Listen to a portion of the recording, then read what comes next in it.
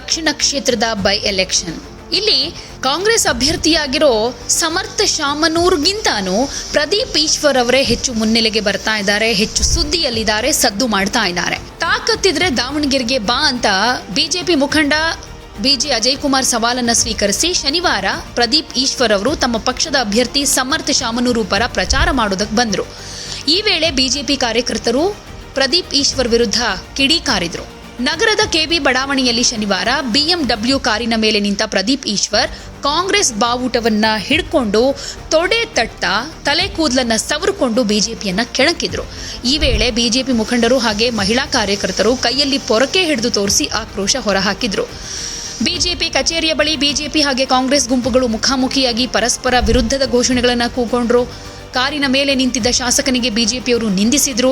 ಎರಡೂ ಕಡೆಯವರು ಪರಸ್ಪರ ಕೈ ಮಿಲಾಯಿಸೋ ಹಂತದಲ್ಲಿ ಜಗಳ ಆಡ್ತಾರೇನೋ ಅನ್ನೋ ರೀತಿ ಇತ್ತು. ಆದರೆ ಪೊಲೀಸ್ ಸಿಬ್ಬಂದಿ ಹರಸಾಹಸ ಪಟ್ಟು ಅವರನ್ನ ಸಮಾಧಾನ ಪಡಿಸಿದ್ದಾರೆ.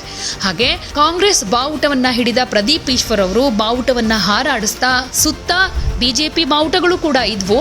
ಆ ಬಾವುಟಕ್ಕೆ ಬಾವುಟದಲ್ಲೇ ಟಚ್ ಮಾಡಿ ಒಂದು ರೀತಿ ಹೊಡೆಯೋ ರೀತಿಯಲ್ಲೆಲ್ಲ ಮಾಡಿದ್ರು.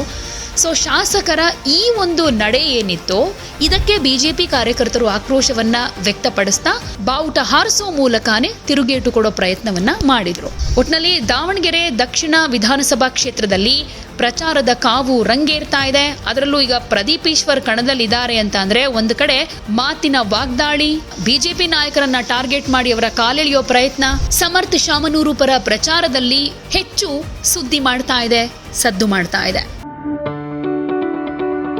ಯಾವುದೇ ಸುದ್ದಿಯ ಅಪ್ಡೇಟ್ ಅನ್ನ ಮಿಸ್ ಮಾಡ್ಕೊಳ್ಬಾರ್ದು ಅಂದ್ರೆ ಈಗ್ಲೇ ಒನ್ ಇಂಡಿಯಾವನ್ನ ಸಬ್ಸ್ಕ್ರೈಬ್ ಮಾಡಿ. ನಿಮಗೆ ಬೇಕಾದ ಭಾಷೆಯಲ್ಲಿ ಎಲ್ಲಾ ಸುದ್ದಿ ತಿಳಿಬೇಕು ಅಂದ್ರೆ ಒನ್ ಇಂಡಿಯಾ ಆಪ್ ಅನ್ನ ಡೌನ್ಲೋಡ್ ಮಾಡ್ಕೊಳ್ಳಿ.